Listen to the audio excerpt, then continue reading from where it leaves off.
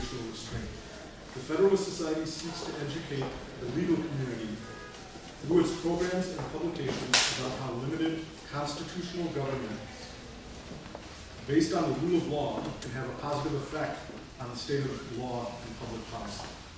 Before we get to today's talk, I'd like to mention some upcoming events, namely tomorrow's event, which we're very happy to co-sponsor with the Latino Law Students Association. It is on the topic of immigration. The title of the speech is Can Conservatives and Liberals Find Common Ground on Immigration, with Mr. Stuart Anderson and Mr. Joshua Parsh. It will be an RB 140, and we have a special Costa Rican cuisine lunch from Erasmus. So it should be very exciting, and we're very fortunate to be working with the Latino Law Students Association on that. Next week on Tuesday, October 23rd, we're having a talk with Mr. Clark Neely on should conservatives support a more active judiciary. And on Monday, October 29th at 12 noon, we have a debate scheduled on the topic of drone strikes and targeted killings. It should be a very exciting event, debate between Professor Michael Lewis, who's a former Navy pilot, and our own Professor Stephen Sawyer. That will be an RB 150, and look for emails on all of that over the next couple of weeks. The subject of today's event is, are environmentalism and free markets compatible? And for that, we have Professor John Kunich. He comes to us from the University of North Carolina, Charlotte. He is the Fulbright Senior Specialist and a Professor of Law there. And he is the author of 6 books, including Bending the Earth, How We Can Still Win the Biggest Gamble of All Time. So please join me in welcoming Professor John.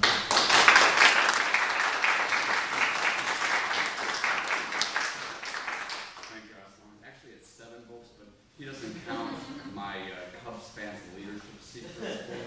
It's too embarrassing. I believe that was painful to write. But it's an honor to be here today. This has to be the most impressive room I've ever spoken in. It's from the Twilight set. It's wonderful to read me. And it's an honor for me to share the podium with President Obama here. Thank you for being here, especially given the lateness of the hour. I know it's not me, it's the Giordano's pizza, but thank you for staying anyhow, even though the good part's already done. What I'm going to do is I'm going to try to make this as interactive and lively as possible. I usually use PowerPoint, but I'm going to dispense with that to try to keep it as lively and as free-flowing as I can. And my main thesis is that our top-down command and control approach to environmental regulation in this country, and indeed in the whole world, is not working very well. And it's especially not working well on the biggest environmental problems of all time. This is a really terrible situation that demands attention, and yet it's not getting it. You've probably seen the presidential and vice presidential debates, and to the extent the environment comes up at all, it's just in the context of getting it out of the way so that we can drill more and exploit more natural resources. The issues I'm going to talk about today are completely off the radar scope of our political leaders and our political leader wannabes, and this is a recipe for disaster. I'm going to talk primarily tonight about what I see as one of the 3 biggest problems in the world today, and that is the loss of biodiversity. I argue that we're in the midst of a mass extinction, an event the likes of which we haven't seen on this planet for 65 million years. This is of a type of problem that we're singularly horrible at solving. We're not that good at solving any kinds of problems, frankly. Consider that Congress is involved. But I blame Darwin and I blame evolution for our failure to do a good job of protecting the environment. Environmental problems are of a type that we're not really evolved to deal with. Think about it, way back when. Actually, let me drop back for a minute. It's become popular this election season for people in certain sections of society to ask, are you better off today than you were 4 years ago? Well, that's too wimpy for me. I'm going to go further and say, are you better off today than you were 400 years ago? And for you, that might be a question for research. For me, it's a matter of reminiscence. Because 400 years ago, I was in 5th grade.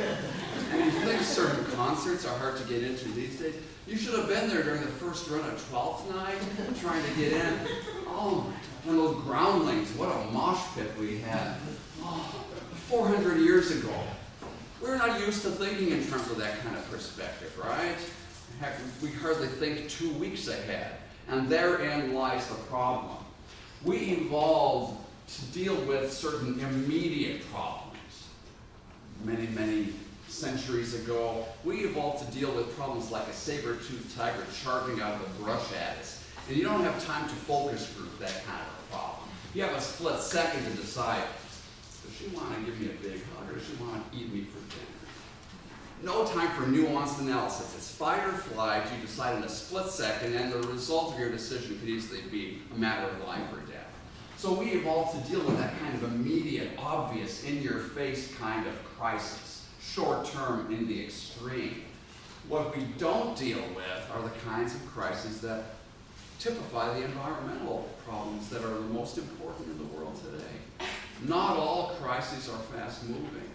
And in fact, the worst, most dangerous, most insidious ones sneak up on you. Not just over decades, but over centuries or even millennia. And those problems are the kind that we are terrible at identifying. You hear a little bit in the political world about climate change, global warming. You hear nothing about mass extinction. You hear virtually nothing about the coming depletion of our energy resources. And why? Why? If you look back at the history of environmental law in this country, we have a baker's dozen or so of major federal environmental statutes and a lot of more minor ones on top of that. Almost without exception, our big environmental laws were passed in the immediate aftermath of some public outcry, some media event, some crisis, some disaster that caused the average person to break from their usual pattern and actually demand legislative action on the environment. People see something like 3 Mile Island, the nuclear plant, or the possibility of the China syndrome, a meltdown. People see Love Canal in a school area where all sorts of toxic chemicals are bubbling just under the surface. The possibility that our national symbol, the bald eagle, might go extinct. Those kinds of things get people interested in the environment. They'll contact their members in the Senate and in the House and say, do something. And that's what it takes to get Congress to take action. Because what does Congress do best? Well, A, nothing.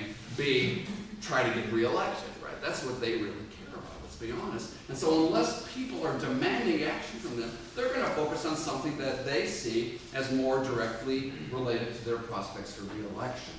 They'll pass a law if the public's demanding it. Now, that doesn't mean it's going to be a good law. Many of our environmental laws are not very well thought through, but at least they're there on the books.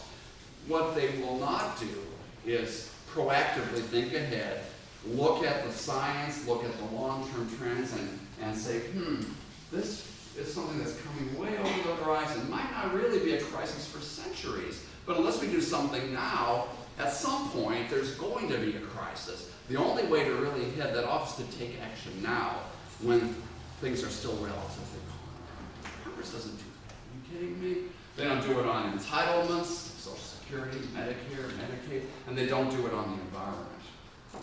So let's focus a little bit on this mass extinction that I talk about. Now, full disclosure, way back when, and keep in mind how old I am, I actually attended the University of Illinois back when it was called Circle Campus, University of Illinois at Chicago Circle, and I was a biologist. I had a bachelor's and a master's of science in biology, and not just that, but entomology. I was a bug boy. Yes. I once had real promise. But then I fell in with the wrong crowd, went to law school, one thing led to another, and here I am, trying to make something of myself. But back then, I was a biologist, and I was interested in living things. I studied insects, and I was amazed at the wondrous diversity of life. And I studied mass extinctions. How do species come into existence? How do they die out? And I learned that, just like all of us, like any individual, species have a life cycle too. They speciate, they come into existence, they flourish for a time, and eventually they go extinct. And there's a certain natural background level of extinction, very low. Most species live quite a long lifespan, but there's always some dying out, just from natural causes. But then there have been about 5 major mass extinctions in the world's history. periods when, relatively speaking, far more than the usual background rate of extinctions have taken place. Big 5 mass extinctions. Most recent one before now was the so-called KT extinction spasm. So-called because it came at the boundary of the Cretaceous and the Tertiary period, 65 million years ago. This is the one that wiped out the dinosaurs. And you've probably heard what we think precipitated that one. And it was the ultimate, in-your-face, immediate film at 11 type crisis. Now, even I wasn't around then, but I've heard what happened. And the dinosaurs were out there. It's another beautiful, summery, tropical day. There was nothing but beautiful, summery, tropical days back then, 65 million years ago. And they're all munching away, and they look up in the sky, see this glowing ball getting ever larger. And they didn't know what it was, but we know now that it was a large asteroid, approximately twice as massive as Mount Everest. If you had like a giant salad scoop, you could scoop up Mount Everest by the roots, twice as massive as that. And how fast was it coming at Mesoamerica? About 40,000 miles an hour. These poor dinosaurs are there munching away Mount Everest, and they look, oh snap, what is that? And bam! It smashes into the Yucatan Peninsula with ungodly force. That is the ultimate short-term crisis. But you know what? Even though that's what touched off this extinction spasm, it didn't drive most of the species extinct right away. Now, I'll give you this much. If you happen to be anywhere near the impact zone, you went bye-bye really quickly. I mean, that'll wreck your whole millennium when you're somewhere in the path of that kind of a thing. But most of the species, the vast majority that died out, 2,000 years after the event. It took about 2,000 years for most of those species to go extinct. Why? Because they weren't squished by the immediate impact. They died out because of the after effects. The increase in volcanic activity that was touched off by this, the tsunamis, the earthquakes, the forest fires, the tremendous amounts of smoke, dust, and particulate matter that were thrown into the atmosphere that brought about persistent climate change. That's what changed the Earth's habitats. That's what drove a lot of herbivores into extinction and the carnivores that depended on them. It took centuries to play out. So even that kind of event ultimately is a very slow-moving one, even if touched off by a short-term event. If that's the case, and it is, how much more unlikely are we to get out in front of the current mass extinction? The current mass extinction, there's no asteroids of that size striking the Earth. It's being touched off by a lot of things that mostly human beings are doing, little bit by little bit, every day, a little bit more. Habitat destruction, habitat modification, climate change, resource depletion, introduction of invasive species into new habitats where they have no natural enemies. Millions of little human actions causing this. Now, Congress has done nothing, and internationally we've done nothing about this. I've twice testified before congressional committees that deal with the environment on a daily basis. Not one member of those committees had ever heard that we might be in the midst of a 6th mass extinction. And so the natural question from a skeptic would be, all right, Kunich, you think you're so smart. What makes you think we're in the midst of a 6th mass extinction now? You've admitted there's no giant asteroid slamming into the Earth. What's causing all these species to go extinct? And well, there's a lot of scientific evidence in favor. Can you be more specific, they will ask. How many documented extinctions can you tell us about that prove your theory? Well, there's this organization, the International Union of Scientists, that keeps lists of species that are documented to have gone extinct. And over the last several centuries, they have a list of species that they know have gone out of existence. The number of species on that list is only about 1,100. That's a large number, but a skeptic might say, 1,100 species out of how many? How many species are around in the world today? And I reply, well, that's really not an easy question, but we have given a name to a certain number of species. We've identified them, given them a scientific name. And that total number is around 1.75 million, about 1.75 million species on Earth today that we've actually identified.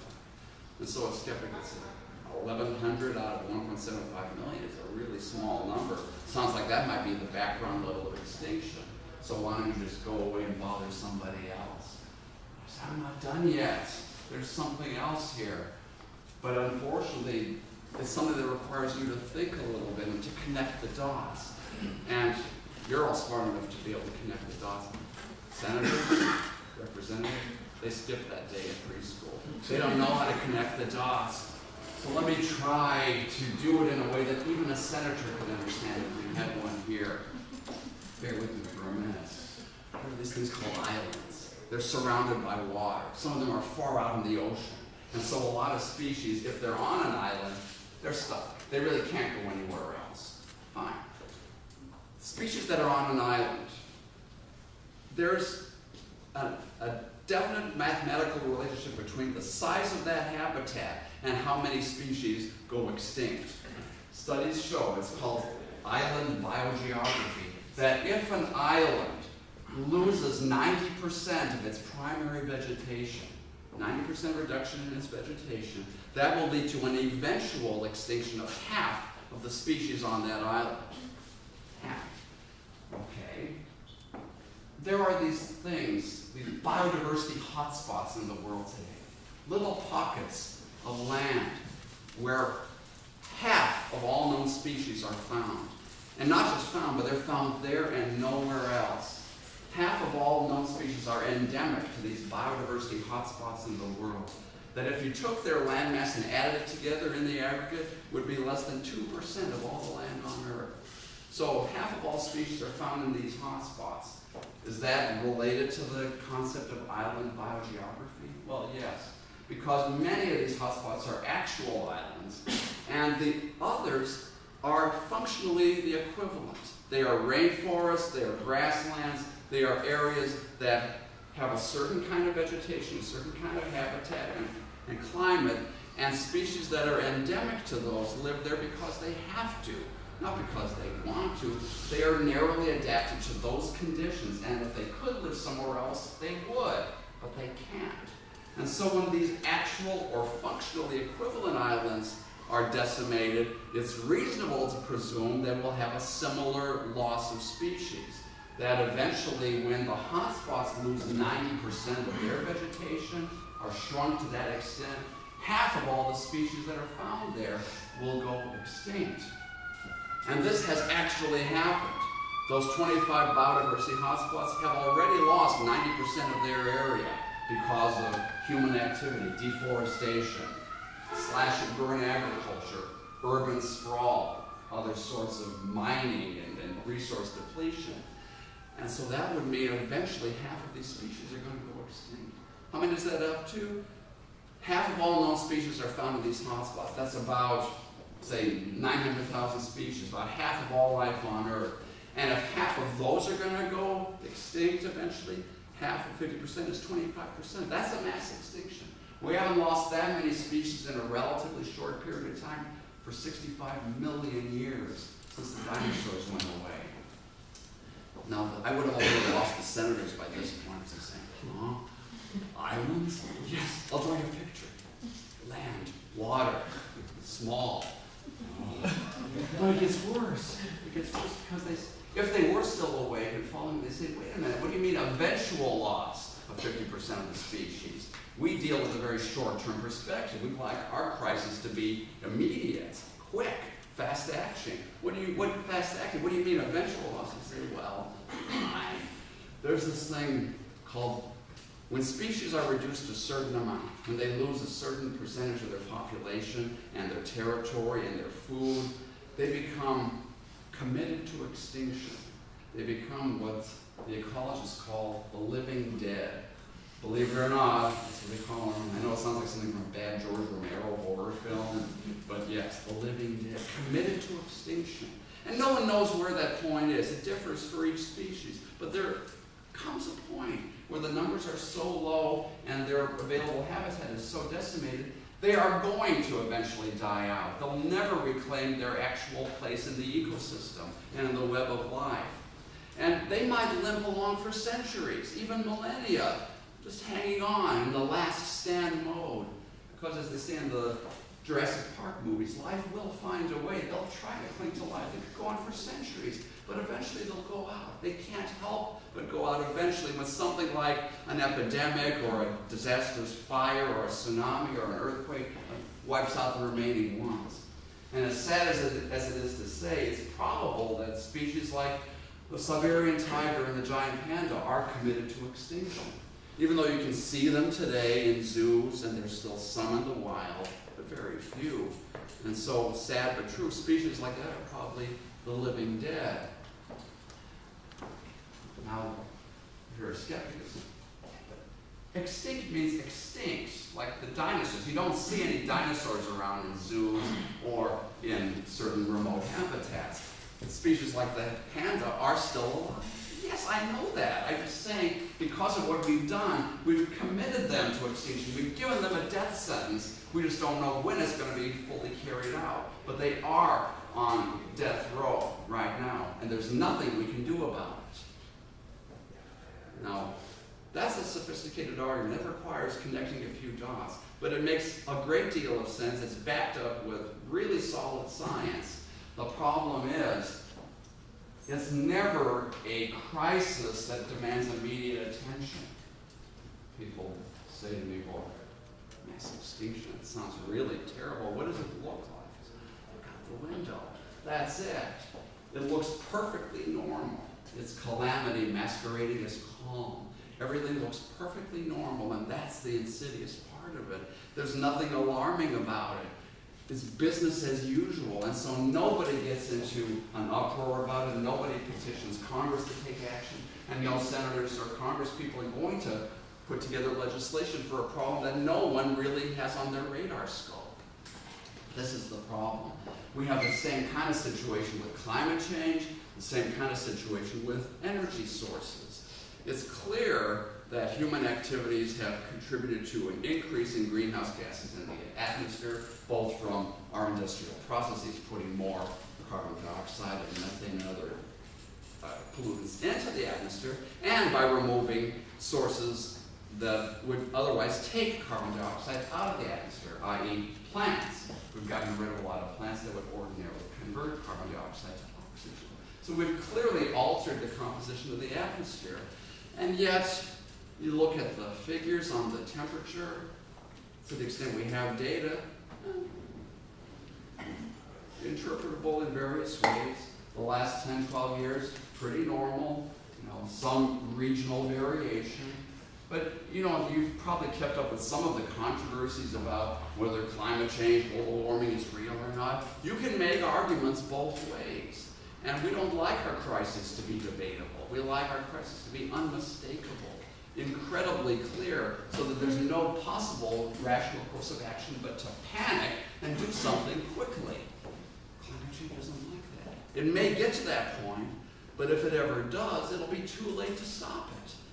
Already, it'll be too late to stop it by the time the evidence is unmistakable. Energy sources, too. Yeah, we still have oil, we have shale, we have natural gas, we have coal, and people always say, well, you can drill in more areas.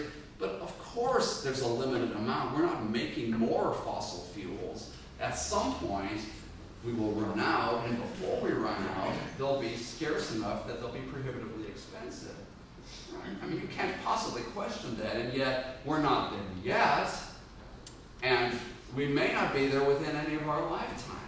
We just don't know. It's a short-term problem, a subtle one that takes decades, even centuries to play out. And again, we are horrible at dealing with that. So what can we do about this? Is there any way out of this sort of Greek myth type tragedy that we're living now? I think there is. I think it requires a new way of looking at the environment.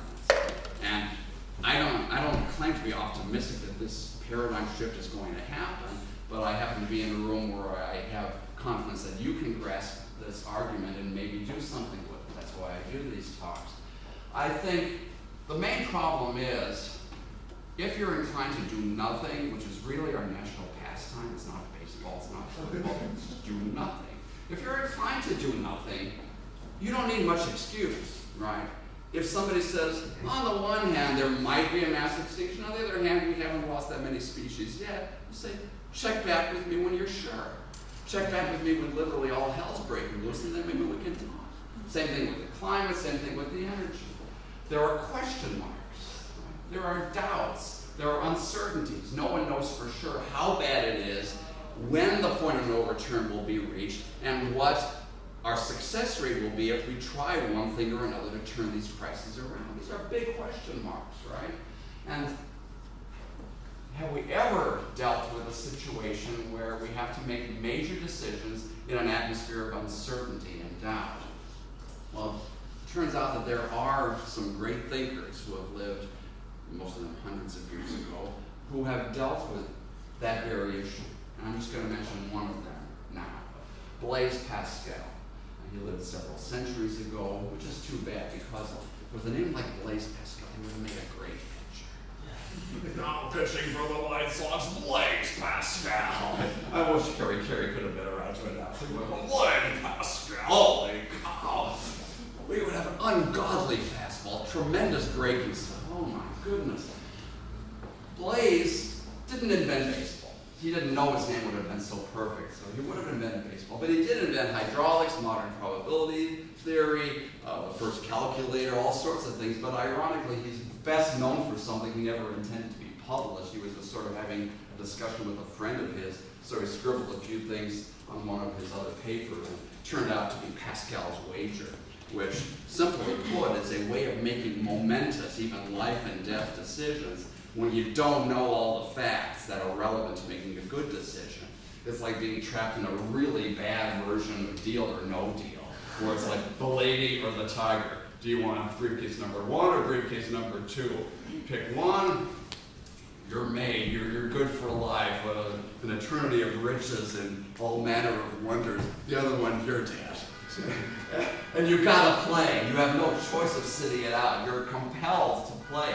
Again, it's like a Greek myth. And you say, but Howie, I don't want to play. He says, decide, damn you, you have to play. You've gotta play. Sorry, you got to. That's the terrible thing about these dilemmas. You're forced to play, and you don't know the answer. Well, Pascal said, there's a way of handling that. There's a way of handling these momentous decisions when you have one or more variables that are really important to making a good decision, and you can't know the answer to them. You don't know what their value is. His insight was, do a worst case, best case scenario analysis. And he pioneered this. He said, if there's one variable or 2 or 3, it doesn't matter. For each one, figure out what's the best and the worst it could be if you somehow were able to know their real value. You're not, but if you could, what's the best and worst it could be? And then you compare those polar extremes with the choices you have to make. To keep it simple, you vote yes or no. And then you see what would happen if you match up, say, a yes vote with the best case scenario, what would be the result? You match a yes vote with the worst case scenario, what would happen? Same thing with a no vote. All the permutations and combinations, however many variables you think you're dealing with. And then you compare the results. Sometimes it turns out that you have more to gain and less to lose from voting yes, and less to gain and more to lose by voting no, depending on how the factors sort out. Even though you can't know the true value of the variables, it just turns out this way that maybe you're better off in the blind going with yes in some situations, or maybe in other situations you're better off going no, depending on how the outcomes sort out. So I said, well, that's interesting. You can take that and use it for things like climate change, mass extinction, what have you, these huge environmental debates where we don't really know the answer to certain key variables. And the skeptics always bring these up and say, told you, we don't know enough. The scientists don't agree, we don't have all the facts. Wake me when it's over, get back to me when you're sure. We've got other things to spend our billions and billions of dollars on. You don't have to do that. It's not always the right thing to do in the face of uncertainty, to do nothing at all. Sometimes you have to act even when you don't know all the facts. And Pascal's wager helps us decide when. So I took his basic insight, combined with certain other ones, and I said, all right, for say mass extinction, try to boil down the unknowns to no more than 3. You can do more, but then the chart gets really unwieldy. So I boiled it down to three big unknowns, three variables. One unknown is how many species are there in the world today? And if you're paying attention and playing along at home, you say, wait a minute, Kunich, you said 1.75 million. I said, no, that's how many species we've given a name to. There are more species on Earth today than just that 1.75 million. How do I know that? Just anecdotally, every year we identify a bunch more, usually in tropical rainforests and in the ocean depths, but there's clearly more than we've given a name to because we're discovering more all the time. The question is, how many more? If you remember a few years ago during one of the many wars in the Middle East, Donald Rumsfeld was Secretary of Defense. He said something like, the worst problem is what we don't know, the unknown unknowns. A lot of people laughed at him and said, that sounds really stupid. But he was actually making a sophisticated point. Sometimes we don't know what we don't know. Now think about it. I just told you that there are unknown species alive in the world today.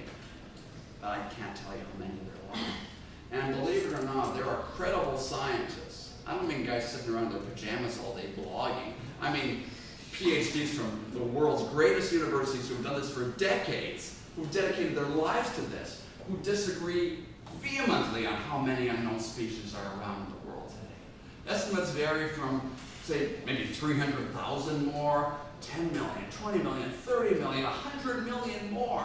And again, these aren't crackpots. These are legitimate scientists who differ to that extent. And it's that kind of disagreement that causes a skeptic inclined to inertia to say, you guys don't know what you're talking about. You have no idea how many species there are, so come back later. No. Wrong answer.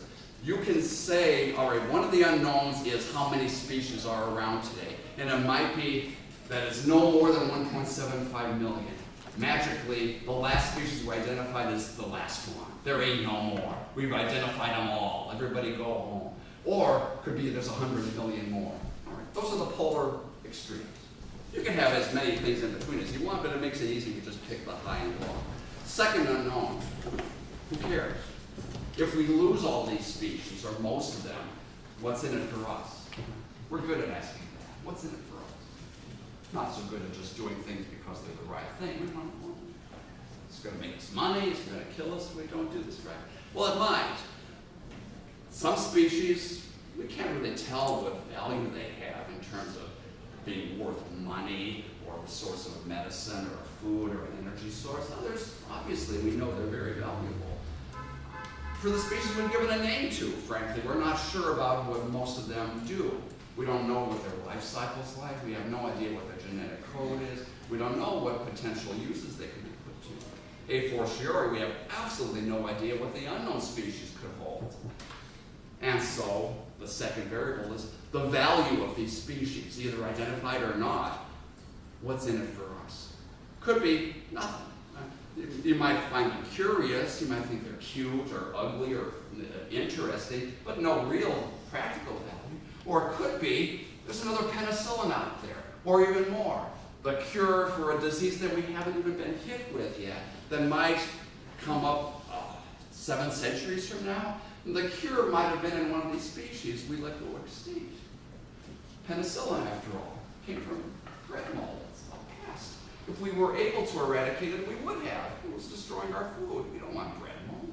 Turned out that we didn't eradicate it because we couldn't, and so it was around for Alexander Fleming to discover the properties of antibiotics, the greatest medical advancement of the last century. Added 10 years to the life expectancy of every man, woman, and child on this planet. And no one would have predicted that bread mold would have held that kind of a key to increasing the human life expectancy. Who knows if there's another penicillin out there? So we could say the second variable is the value of these species. Might be nothing, might be extremely high. Maybe prevent a worldwide catastrophe. We don't know. But that's a variable. Very important to making the correct decision. Third variable is, well, how bad is it? You know, if there's only 1,100 species we know have gone extinct in the last several centuries, maybe it's just not really a mass extinction at all, just the normal background rates. So, not to worry. Business as usual will be fine. The other extreme is, actually, we're doing a great job of killing things and breaking ecosystems and ruining natural habitats, and so it stands to reason that this is going to result in a lot of extinctions. So either we're not going to lose hardly any species, or we might lose 25% or more of all life on Earth if we continue with business as usual. That's another variable. Let's just limit it to that. So I crunched the numbers, all the permutations and combinations of those three variables, and it gets pretty hairy when you have three variables, each with high, low, high, low, high, low, and then boil down the decisions to two. Again, keeping it simple.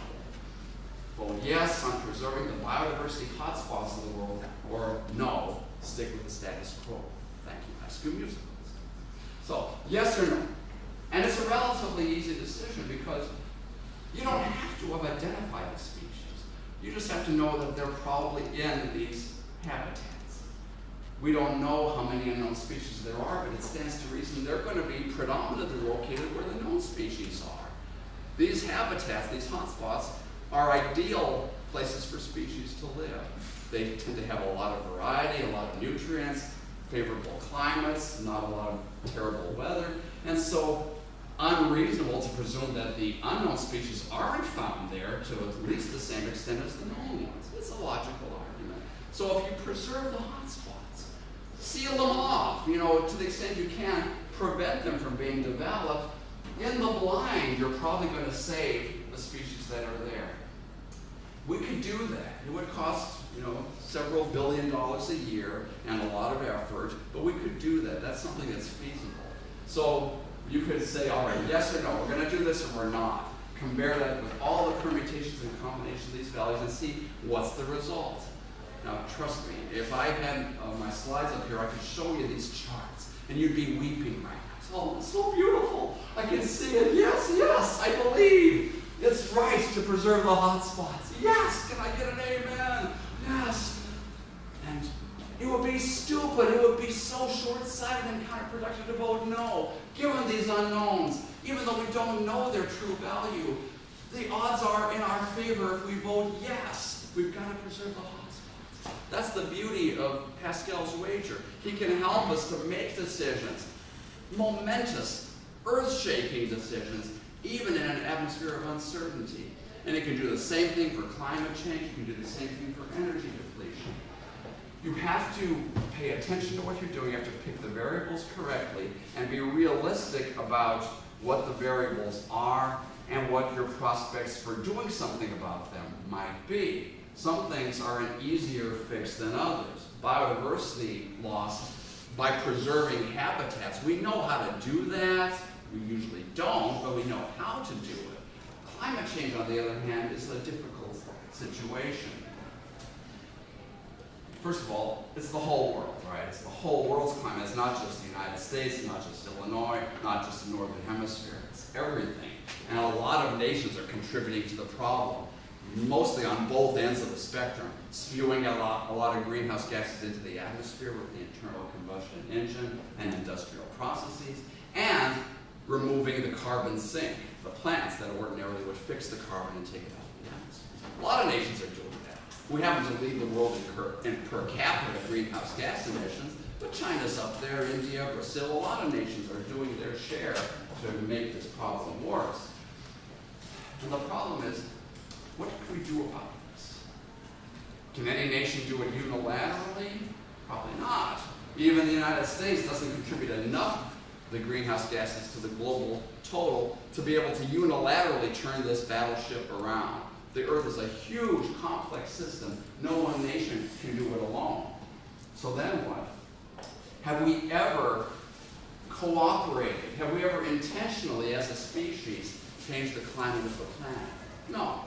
Arguably, we're doing it unintentionally right now, just through a lot of self-interested activity, industrial activity, driving our cars, cutting down forests, plowing under grasslands.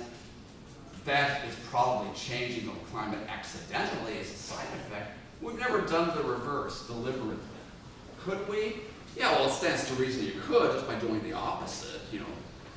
Less internal combustion engines, some new technology that don't put out so much greenhouse gases, and less paving paradise and putting up parking lots. That would probably do the reverse, but we've never really done it, so we don't know to a metaphysical certitude.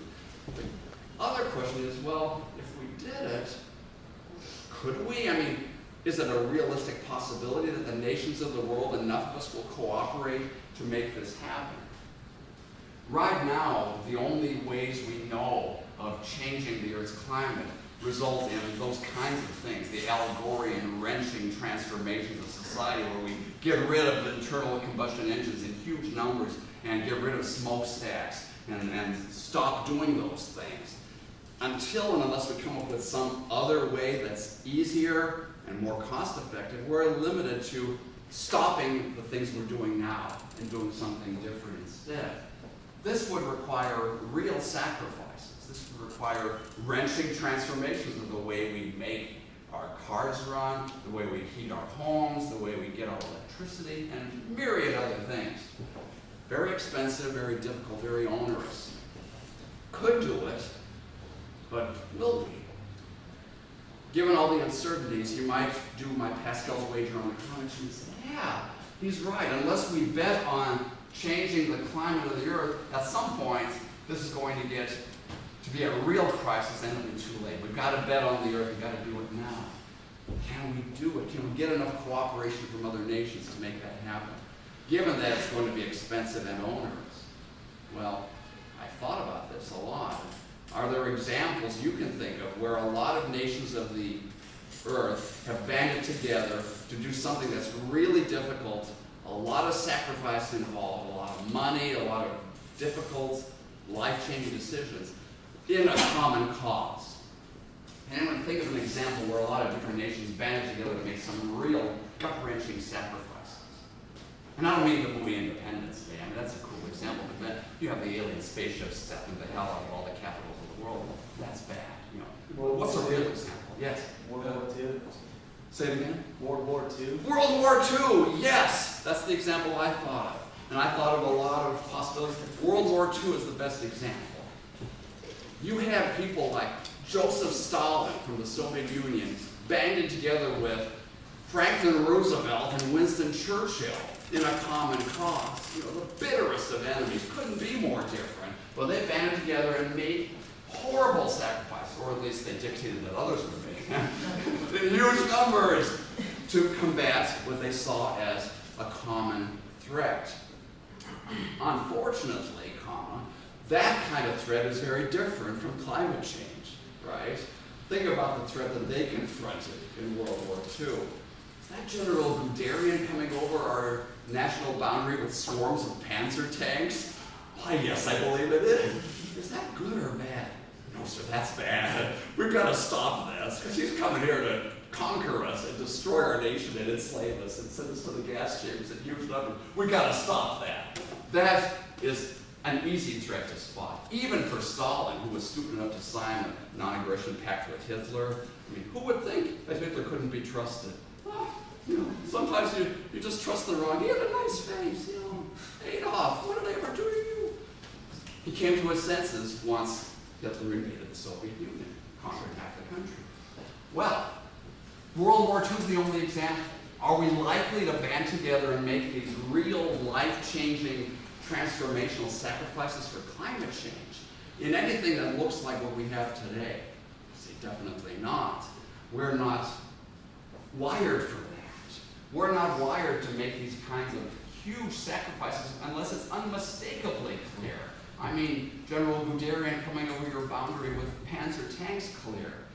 And so, if you look at the Pascal's wager chart that it came up with for climate change, you might say, well, you know, that would require a lot of effort and a lot of sacrifice. Maybe it's a good idea, but people being what they are, we're just not going to do that. We don't like making those kinds of sacrifices unless it's absolutely clear that we have no other choice. And so I'm left with one other alternative, and that's, given my relatively low opinion of people in general, the only other choice that might save us is self-interest, right? People like to do well by doing good. If somebody can find a way to make money off of reducing greenhouse gas emissions, then we'll really have something. Because then it won't be a sacrifice at all. You'd be crazy not to do it. You'll make more money, you'll be really famous, you'll have new technologies with your patents, taking advantage of them. That's what we need. We need to harness self-interest to combat this. That's where the free market comes into play. But you can't predict how that's going to work. You can't say, well, it's going to be this technology in this specific form. The only hope really is to turn loose the self-interest of millions of people all over the world. We need this. We need this desperately. There's no other alternative.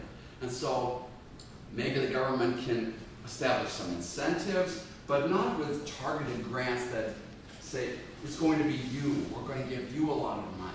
I think the government largely has to incentivize basic research to find a way that we can profit from reducing greenhouse gas emissions. If we don't do that, I think there's no chance we're going to take meaningful action in concert with other nations. Just think about it. You think Obama or Romney are going to suggest this at the next debate? Let's take climate change seriously. We're going to completely rework our economy. And if China and India don't want to play along, well, phooey on them. We're going to lead the world, not from behind, but from ahead. We're going to change our economy because we believe that the Earth needs this. Yeah. And then they can buy their ticket back to wherever they came from because they know they're going to lose the election. People say, what are you, crazy? And it's like a global game of chicken. China, India, Brazil, the Philippines, the European Union, the United States. Is any of them likely to take the lead on this without the other nations going along with them? No. The only international treaty we have that says anything about climate change is the Kyoto Protocol, which we never signed on to because we thought it wasn't in our self-interest to do so. And even the Kyoto Protocol is set to expire at the end of this year. A couple more months, it's going to go bye-bye. There's nothing really to take its place except some vague agreements to agree in the future to what? We don't know. We have nothing to take its place. That's how seriously we take climate change. And so we're doomed unless we come up with a way out of this box. It's almost, again, it's like a Greek myth. We have to find some way of breaking out of this paradigm, thinking long-term, thinking way more long-term than we're used to, and weighing the probabilities, the pros and cons, in a way that we are not accustomed to doing. I think I'm going to say one more thing before I shut up here, because there's a way we can make this real for ourselves. There's actually a way we do this kind of thing in our everyday lives. We make some difficult decisions in an atmosphere of uncertainty, such as buying insurance, right? Say fire insurance. If you have a decision to make, you have a home, do you buy fire insurance for the next year? Let's say you're not required to, it's your choice. Well, what would be some of the factors? First of all, how likely is it that you're going to have your house stricken by fire in the next 12 months? Now, if you live in my old neighborhood, it's a metaphysical certitude, but most people, it's a very tiny possibility. Very unlikely you're going to have a fire in your house in the next year. So the probability is low. It's like, will the climate change reach crisis proportions in the next year? Probably not. So very low probability. But what happens if it does? Oh, bad luck. You know, do you have a lot to lose? Or is it something, I didn't really have that much anyhow. You can self-insure. If you have a nice house with a lot of property in it, your life's savings are largely tied up in this property. If you don't have insurance and it burns down, you're out of luck. You'll probably never recover from that. On the other hand, if you're like me, you sort of live out of your car, what do you have to lose? Of course I'm not going to buy insurance. But it matters how much you have to lose. What's at stake, right? And the third variable, you'll probably figure it out for yourself, but in the interest of time, I'll just tell you, is how expensive is the insurance? It matters a lot on how much it costs, how much of a sacrifice you have to make to guard against this problem. Because to buy the insurance, if it's a small amount, say $300 a year, yeah, you'd rather have it than not, but it's not going to break your bank to spend $300 a year. That's sort of a might as well situation. Considering what I have to lose, even if the probability of a ruinous fire is very slight, to eliminate that possibility of ruin, it's worth $300 to me. And if the year goes by and you don't have a fire, do you conclude from that, what a fool I was, I'm not going to buy insurance next year, what a waste of money. No, you say, well, I'm glad I didn't need it, frankly, I'll buy it again next year. Because if it ever turns out, God forbid, that I need it, I've got to have the insurance at that point in time or else I'm ruined. So you keep re-upping with your insurance every year, if it's relatively affordable. But what if the insurance was incredibly expensive? What if it was life-changing money that required you to, say, skip eating every other day and forego all sorts of other things? Maybe you would still find it worthwhile to do it, but that's not an easy one. That's not a no-brainer. That's a last resort. Yes, I might do it if I really think that's my only chance of avoiding a ruinous possibility. A lot harder call. Well, we're in that kind of situation now with climate change, I think, because the only way we know of to forestall it is a very expensive, very onerous measure. It might turn out still to be the right course of action, but it's hard. It's hard to persuade people to make that kind of sacrifice without certainty. And so mostly we tend to do nothing. But you can break that paradigm if you can come up with innovations, harnessing the free market, harnessing innovation, and find a way of doing well by doing good. That's the possibility that's out there.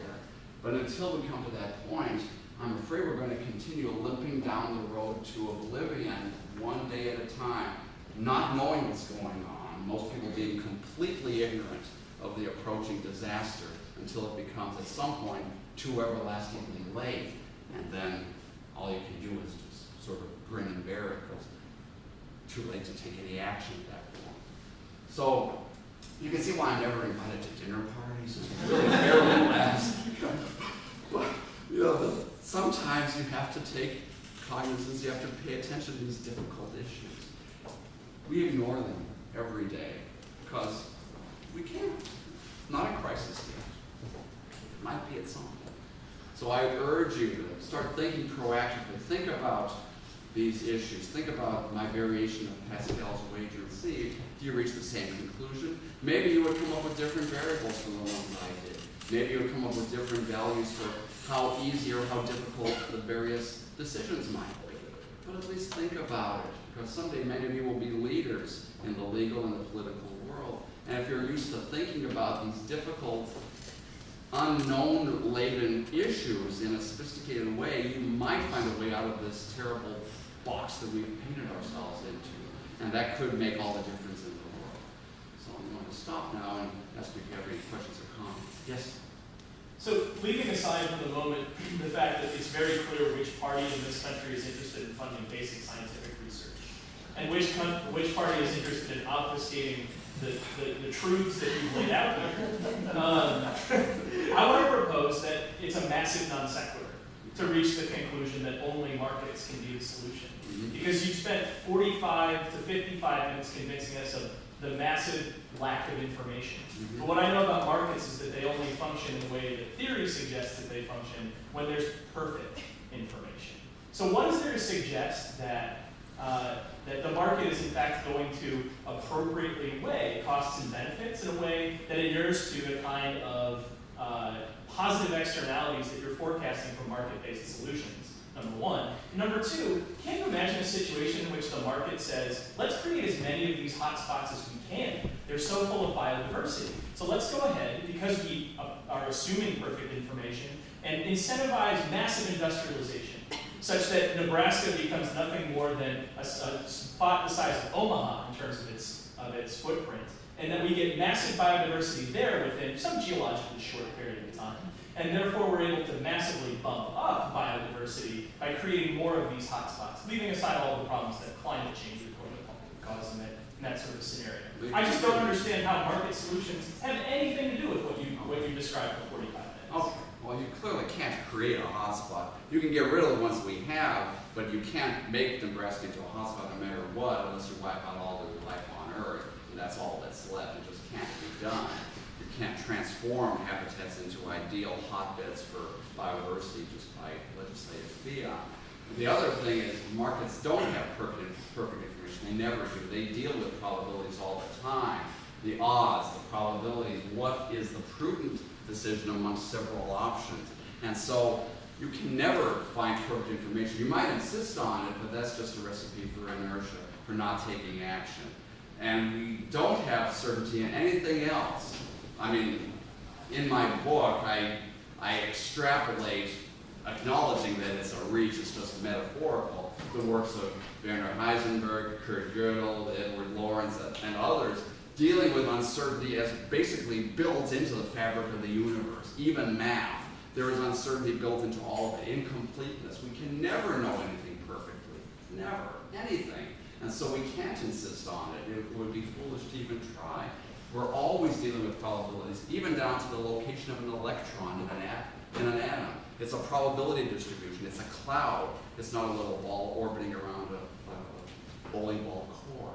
And so we have to deal with the uncertainty in life, and we might as well be honest about it and assign probabilities and best case, worst case scenario analysis to each one, at least in an attempt to deal with these things with our eyes open instead of ignoring them. Is there a question? Yeah. So you mentioned the political difficulties of accomplishing this. Yeah. It seems like a big part of the problem is the fact that it's easily quantifiable, the costs, but the benefits are very uncertain. Yeah, very And good it point. seems like other political situations where the benefits are also uncertain, but the costs are also uncertain, are much easier to bring forth. I was thinking when you brought up the situation of Bretton Woods. Yeah. There was a lot of sacrifices made there, but very few people understood the changes in the monetary system that were taking place. Yeah. So there was international agreement reached. Have you thought of ways to maybe make it harder to quantify and harder to attack? I really don't think it helps to make it harder to quantify any part of it. To the extent you can eliminate some uncertainty or at least reduce it, that makes it an easier argument. At least if you have some idea of what it would cost, you eliminate or reduce one variable.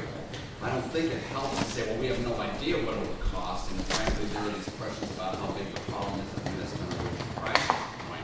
But you need as much solid information as you can get, because it's, imagine asking Congress, we need to do this, and frankly, we need a blank check because we don't know what it's going to cost. So just turn us loose, trust us, we'll do the right thing. At least if you know about how much to ask for, you have somewhat of an advantage in getting to that point. So that's the only problem I would have with what you said. You need to be able to reduce the uncertainties to the greatest extent you can, but you can never eliminate them. Yes, sir. This might be another way of putting Bill's question. Because it wasn't answered. No, I learned from the debate. No, I'm just not sure. What is the difference between, like, you made a strong point that the default setting is for people to do nothing, particularly if you're a congressman. Absolutely. What is the difference between doing nothing and leaving it up to the free market? Because that sounds a lot like doing nothing. Yeah, good point. Actually, Congress could leave it up to, I'm not suggesting we abandon regulation in all the statutes, by the way. I'm suggesting we need a component of incentives to go along with our steady diet of sticks. We need a few carrots thrown in. We have a few of the modern environmental statutes that have a little bit of an incentive program, but mostly they're strictly command and control, top-down regulation. We need some incentive programs on things like the Endangered Species Act to make people glad that they have endangered species or critical habitat on their property, not to dread it and to exercise the 3S option, shoot, shovel, and shut up, because they have to really take one for the team if they happen to have a red-bucketed woodpecker on their land. You have every incentive to kill it, bury it, and keep quiet about it under the current system.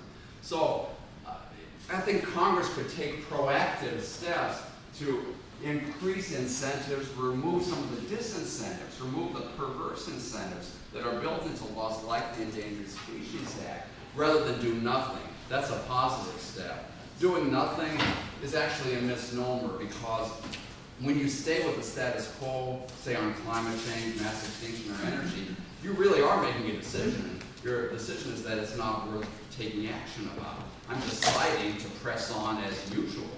It looks like you're doing nothing, but really you're sticking with what you've been doing. So there really is no, like Blaise Pascal said, there's really no choice of sitting it out. You are going to play this game of deal or no deal, no matter if you're voting yes or no. Yeah, it actually kind of piggybacks off that pretty well.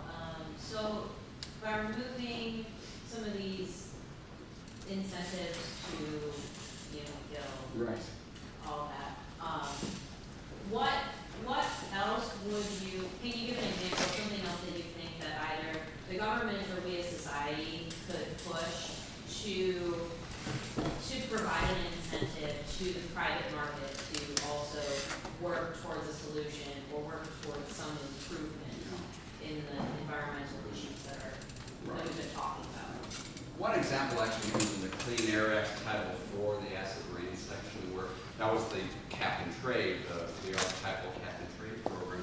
It's worked fairly well, even though originally the caps were set at a level that really allowed the dirty old dinosaur industries in the Northeast to make out like bandits, but they were so bad before, it was really easy for them to drastically reduce their emissions very cheaply and make huge amounts of money. But we did bring down the acid rain problem significantly by using incentives and harnessing greed. I think if we had a modified cap and trade system on greenhouse gases, and we set the levels right, we set the caps at the right level so it's neither too high nor too low, that could again harness self-interest in a way that would make people do well by doing good and incentivize the kind of innovation we need. We need people to come up with new ways of making energy usable that don't add to the carbon footprint. So a targeted, intelligently crafted cap and trade system could be a really good tool. And on biodiversity loss, I really like the Tropical Forest Conservation Act. Believe it or not, came out during Bush 43's administration, where we said we recognize that there are really important tropical forests around the world that are not part of the United States territory. We will incentivize you, we'll bribe you, if you will, not to destroy those we'll give you grants, we'll reduce some of the debt that you owe us. Back in those days, people owed us money. Hard to believe. And so we'll work with you, we'll bribe you, don't destroy your rainforest. We'll come up with a plan to incentivize you. That also harnessed self-interest in a way that made a real contribution to saving a lot of rainforests. And that act has been reauthorized under Bush 43 and now under Obama. So it can work. There are very few success stories, but those are a couple of ones that I would point to. Did you have anything? Okay. In the back. Yeah, so we're still talking about governmental intervention to either impose incentives or costs to do this. It's not that, it's that we go with more market-based policies to incentivize that rather than necessarily just, is it still going to require governmental intervention? Just need to be better. I think it has to. You can't just go Hong Kong on this and say, we'll just let it rip. You know, I mean, that might work in a very small, limited environment, but not for entire nations, not for the entire world. You're going to require the government, but boy, it would be nice if for a change we would do something intelligent with our laws instead of something just in a hurry to say, look, we did something, we passed this law, now vote for us. Most of the environmental laws are really poorly constructed. Some of them are okay, but like the Endangered Species Act is so counterproductive, so many perverse incentives. I really think it's harmed the environmental movement. There are so many success stories, and it's so controversial, and it's treading on private property rights that it makes enemies of the environmental movement instead of allies. Any other questions? I have a question. Sure. I would like you to address this concept that environmentalism is arguably a luxury good. I think the theory is under the environmental Kuznets curve, for example, when in the beginning when everybody is poor, the environment is optimal. Then as people get richer and move to a middle class society, then the environment sort of hits a trough, so to speak. But then as people get richer, they start to value the environment more, so then the environment improves. And so this idea that the environment hasn't gotten better over the last few decades maybe is misguided, because a couple of examples are that air is actually cleaner today than it was in the 70s. The ozone layer is stronger today than it was earlier before the chlorofluorocarbons new treaty in the 80s. So maybe right now what we need is more prosperity. Maybe that will help take care of the problem, because people view the environment as a luxury. I'm not saying I completely agree with this idea, but I was wondering if that worked into your framework. Yeah, it does actually. The examples you cite are not strictly applicable to these huge problems I was talking about, because the ban on CFCs was pretty low-hanging fruit. There were actually good alternatives out there that made us money. That was an easy one. We like to do well by doing good. and that has helped the ozone layer. The Clean Air Act also, yeah, there were some transaction costs, but it didn't break anyone's bank, and we did improve the quality of our air. But you're right, I think, and I've written this in some of my instant non-bestsellers, that the number one root cause of environmental degradation in the world is actually human poverty. The incentives that people have who are at a subsistence, at best level of existence, is you've got to feed your kids, you've got to feed your family, so you do whatever it takes. I would do the same thing. If it requires slash and burn agriculture, poaching on endangered species, whatever it takes, you do it. If you could remove that kind of desperation from people, the environment would largely take care of itself. But you can't say, as the United States sometimes does, look, you guys, you're going to have to really clean up your act. They can easily say, but you got rich by doing the very thing that we're trying to do now. You've destroyed so much of your natural environment, your natural resources, you raped the earth. You can't say now that we don't get to increase our own standard of living when you did this. So I think it is a moral obligation on our part to help with technology, with resources, with grants, things that will allow the other nations to have a decent quality of life without doing the same things that we did. If we can bring up a level of not just prosperity, but at least a decent minimal level of life for people, we'll remove a lot of the worst pressures on the environment, and the environment will almost surely improve as a result of it. As a brief follow-up, just in light of what's happened over the past few years, it seems as if the environmental movement was very strong at around the year 2007. Then in 2008, the financial crisis hit. And not just in America, but all over the world, you saw environmental issues move to the rear. That you saw focus on the global economy start to advance as people got poorer and were worried about jobs and worried about high gas prices. And last night in the debate, we saw there wasn't a single question about climate change. Right. It was all about jobs. Even President Obama was arguing about what a great oil man and a gas man he was. How do you think the global financial crisis now and the prospect that the whole world might be in financial trouble for many years to come may play into the environment? First of all, I missed it that 2007 was some sort of golden age for the Maybe that's not. I mean, I easily could have missed it because I'm pretty much oblivious to things, but I didn't catch that. But assuming it is true, nothing is worse for the environment than a global economic downturn. Because you're right, even though wrongly, people will assume that the environment is a luxury that we can only get to when everything else is going well. And so we're going to turn to jobs and development because that's the more important thing. I mean, again and again in election campaigns, environmental issues are pitted as things like jobs against owls, the environment against full employment. And guess who wins when it's framed in those terms? It's always going to be jobs, it's always going to be development. No one's going to vote for owls over jobs. And so again and again, when you have a downturn like we're experiencing, the environment's the first thing to be sacrificed. Even though long term, that's suicidal, we don't pay the price right away. We may not pay the price for centuries. So that's an easy one. Well, we'll leave that to our great-great-great-grandchildren. Sorry, guys, but we don't even know your names. You're off generations in the future. That one's for you. We're going to solve our problems now off of your backs. And that's the easy and tragic response to a global economic downturn. Other questions? So in the Q&A, we just have cited the Clean Air Act, specifically Title IV in regulating acid rain. And we've talked about how since the passage of a number of command and control style regulations in the 70s that our environmental quality has improved.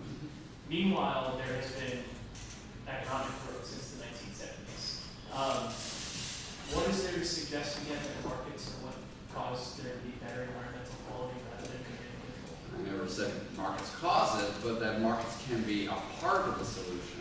When you combine self-interest with command and control regulation, you have the most chances of getting to a good result. combination of carrots and sticks, incentives, and command control regulation is the most complete approach, the most nuanced approach that takes into account all of the different aspects of human interaction. And so some of the environmental laws were strictly command and control, others incorporated incentives. The combination of those has resulted in improvement. But now, having made the easiest, most cost-effective improvements, we're at a bit of a standstill. To make further progress will be much more difficult than solving the bad old days problems of just burning lakes and terrible air quality where you have episodes that actually kill people. Now to bring air quality to a higher level will require some onerous sacrifices, unless you can come up with a technological fix that is cost effective and not going to require some huge sacrifices. So that's why once you get past that first wave, you need to have more things working in your favor, not just command and control. So as a brief follow-up, has there been a first wave in terms of global warming regulation? Absolutely not. Okay. And all we have in this country is by the Massachusetts v. EPA Supreme Court decision, which, because of the posture in which it came before the court, they did the only thing they felt they could, and that's to rule that these litigators were right. The Clean Air Act should be used to regulate greenhouse gas emissions.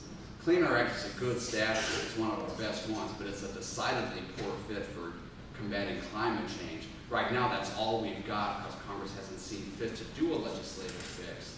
We need to fix that problem. We need a real statute that's designed and tailored to combat climate change, not something that's shoehorned into the Clean Air Act that was meant to solve very different problems.